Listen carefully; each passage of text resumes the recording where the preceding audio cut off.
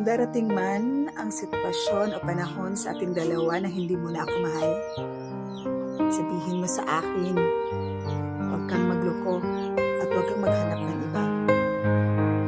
Pag-usapan natin dalawa, kung hindi na talaga maaayos, hindi naman kita pipilitin. Pakakawalan kita at ibibigay kita dun sa taong mahal mo at sa taong nagmamahal sa'yo. Alam ko masakit, pero huwag kang mag-alala. Ayoko kasing manatili ka sa akin dahil napipilitan ka lang. Ayoko kasing manatili ka sa akin dahil naaawa ka lang. Yung ilang taong pinagsamahan natin, okay lang yun.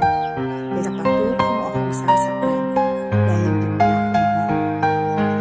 Iwasan mong magloko ha. Iwasan mong maghanap ng iba habang tayo pa.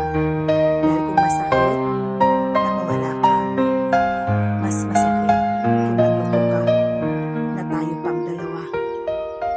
Alam kong mag-aalala ka dahil matagal na tayo. Marami na tayong mga pagsubok na nalampasan. Pero huwag kang mag-alala. Ako bahala